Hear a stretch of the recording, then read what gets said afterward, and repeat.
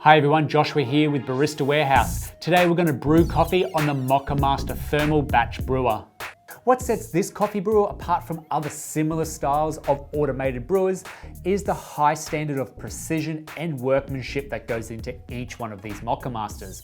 Hand built in the Netherlands, bench tested for accuracy, and using a boiler element that's made from copper that's known for its incredible thermal conductivity is what has given rise to Moccamaster's enduring reputation for making great coffee. The Moccamaster Thermal has a 1.25 litre water tank capacity, which translates to around 6 full 8-ounce cups of brewed coffee, with a full batch taking only 6 minutes to complete. Now it comes in 4 colours of black, silver, white and red, and each comes with a 1.25 litre thermal carafe that uses a brew-through lid and a full closed lid that's included. There's also a 100 pack of number 4 Moccamaster paper filters and a 12-gram bean scoop. Now if you've got a cafe and are looking to start serving batch brewed coffee or working in an office or from home, then you want a hassle-free coffee ready to go anytime during the day. It's the Moccamaster Thermal that will surpass your expectations for an easy and delicious coffee. And you can find the product by following this link up above. But let's dive in now and begin brewing with the Moccamaster Thermal. Now the method I'll be using today has been adopted for the Moccamaster from many other styles of coffee brewing to achieve the absolute tastiest cup. And I will be brewing a full 1.25 litre capacity, but the same rules do apply if you're only brewing a half batch or less, which is easily done on the Moccamaster. But I would follow closely the recommended recipe of 60 grams of coffee per 1 litre of water. And you want to be using beans that are ground to a medium coarse grind. Now getting the grind setting just right is pretty much the only criteria for brewing with the Moccamaster.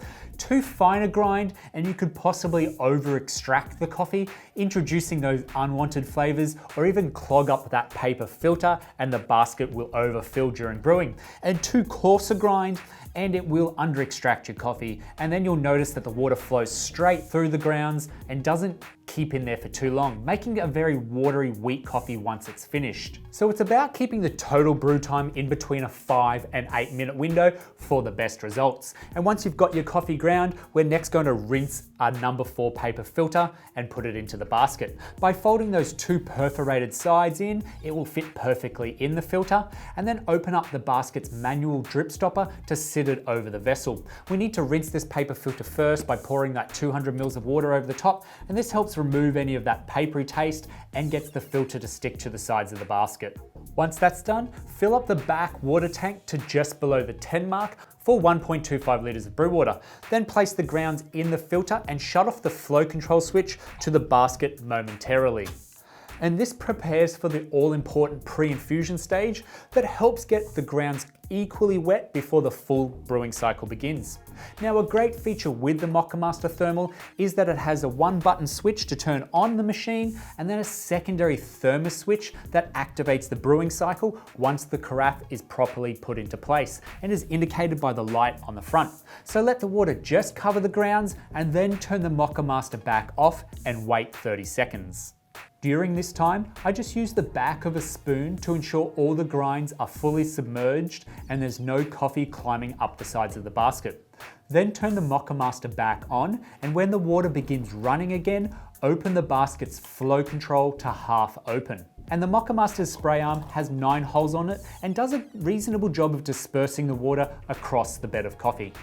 But I do rely on the grind size and the flow control switch here to help keep a full level of water in the brew basket and then maintain a good temperature stability and a consistent extraction throughout. What you do want to avoid is having water too low and then creating a channel that digs a pit into the middle of your grounds. And with everything in order now, you're able to walk away and let it brew its thing. The Moccamaster is one of only a handful of Specialty Coffee Association approved brewers. This meets stringent guidelines for temperature stability, ensuring that the water temperature at the point where the water contacts the coffee grounds to reach 92 degrees Celsius within the first minute, and then maintain at least 92 degrees Celsius for the remainder of the brew cycle, and never exceed 96 degrees Celsius at any point. And this is the best range for brewing your coffee, and the Moccamaster does an excellent job of keeping within this range. And this is just one of more than a dozen requirements of being a certified brewer. So if you're like me and you're curious about how much more the Moccamaster can achieve in its brewing prowess, then I'll throw some links in the requirements of being a certified brewer in the description down below. With the thermal carafe using the brew-through lid, this works to keep the coffee hot during and long after it's finished brewing. And that long funnel that reaches down through the carafe works to mix the coffee in the carafe, so you don't experience weak coffee in that first cup served and then it gradually getting stronger, but every cup tastes the same. So once the Moccamaster has completed its full brewing cycle, it will turn off automatically, and it has that auto off function that will switch the boiler off when it empties out the water tank. You can also shut off that flow valve so there's no drips when you remove the carafe, and now you have a hot batch of brewed coffee ready to serve. You can pour it straight out of this brew-through lid for a tasty coffee, to add milk, or enjoy it straight black. And place the full lid on to keep this brew nice and hot for the rest of the day. In cleaning the Moccamaster, make sure you rinse out the brew basket and then clean the carafe after each use, drying it before placing it all back together.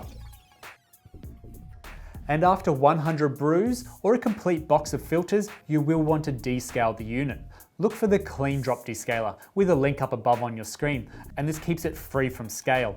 A majority of parts are also easily replaceable on the Moccamaster if anything breaks down beyond the 5 years of warranty, and this will help ensure that your Moccamaster is in fine working order for many years to come.